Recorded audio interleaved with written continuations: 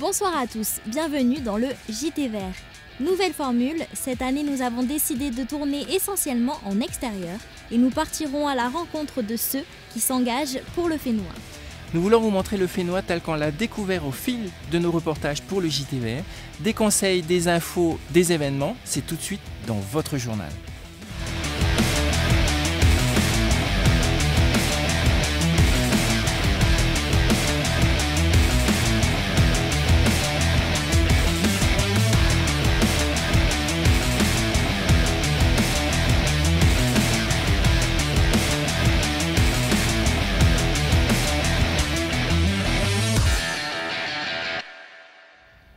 Pour notre premier épisode de la saison, nous avons choisi le point de vue du Belvédère qui offre une vision d'ensemble de l'agglomération urbaine de Papeete.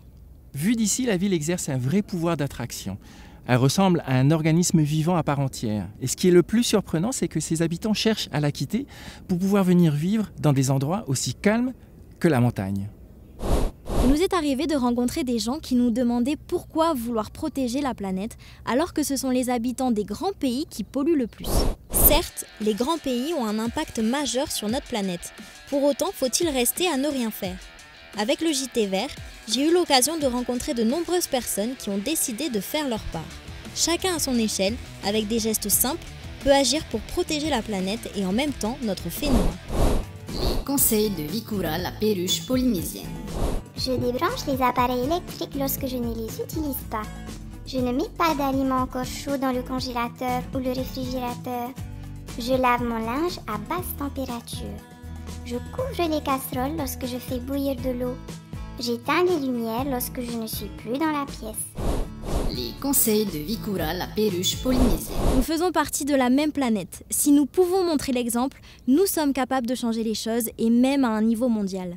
Et nous avons déjà commencé à montrer l'exemple. Savez-vous qu'avec la Camargue et la vallée du Fongo en Corse, la commune de Fakarava fait partie des plus anciennes réserves de biosphère françaises.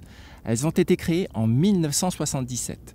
À l'époque, seul l'atoll de Taiaro était protégé. Aujourd'hui, 19 000 km² de surface maritime, incluant l'ensemble des atolls de la commune, sont protégés. Depuis 2002, nous sommes également le plus grand sanctuaire des mammifères marins au monde. À l'intérieur, les dauphins ou les baleines sont strictement protégés. Pour les approcher, il existe des règles que vous connaissez tous. Les conseils de Captain Squad. Respectez une distance de 100 mètres.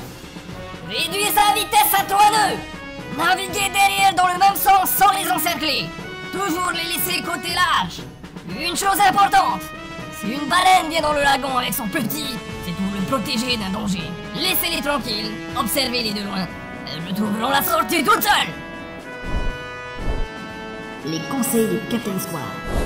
Nous pouvons être fiers de notre contribution à la protection de la planète. Et ce n'est pas fini. Savez-vous que la Polynésie française s'est lancée dans le grand défi de la transition énergétique?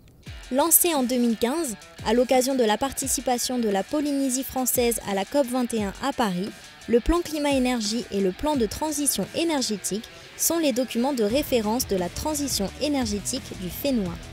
Ils visent 3 objectifs.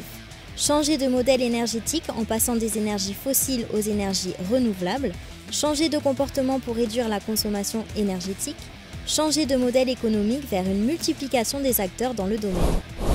Ce sont donc quelques exemples que nous avons pu retenir au fil de nos reportages du JT Vert. Bien sûr, il reste encore énormément de choses à faire, mais nous pouvons déjà être fiers de notre parcours et de notre contribution à la protection de la planète. Question posée en message privé sur notre page Facebook. Pourquoi avoir créé une grande aire marine gérée en Polynésie française et à quoi cela va-t-il servir? Annoncé en 2015 à l'occasion de la COP21 qui s'est déroulée à Paris et confirmé en septembre 2016 pour le sommet de l'océan Pacifique à Hawaï, nous serons très bientôt la plus grande aire marine gérée au monde. À quoi cela va-t-il servir? J'y vois 2 avantages. Le premier avantage, il faut protéger notre garde-manger. Le Fénois investit dans la protection durable de nos ressources pour nos enfants et nos petits-enfants. Le deuxième avantage que j'y vois, c'est le message que nous enverrons au monde. Avec 5,5 millions de kilomètres carrés de surface maritime protégée, notre contribution à la protection de la planète sera la plus grande.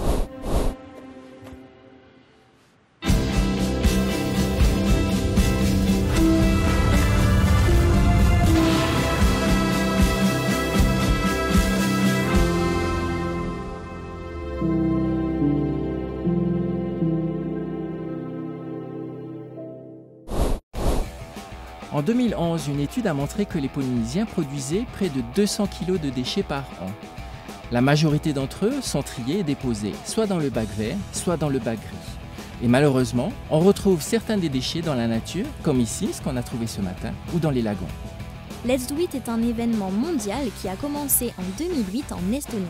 L'idée était de mobiliser le plus de monde possible pour nettoyer un pays en une journée. En 2008, ils attendaient 5000 personnes. Au total, 50 000 personnes se sont présentées ce jour-là pour nettoyer le pays.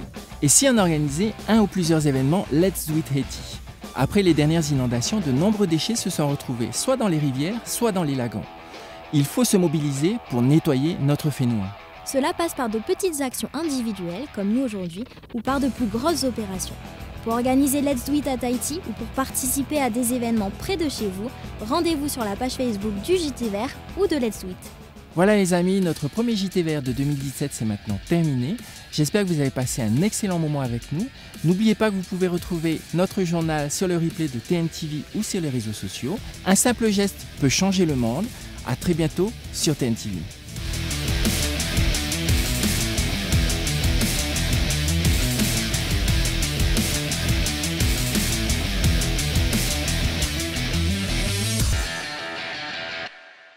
Prochainement dans le JT Vert. Nous partirons à la découverte de l'île de Réau, une île mystérieuse au bout du monde. Nous parlerons tortues marines et bénitiers. C'est prochainement dans le JT Vert.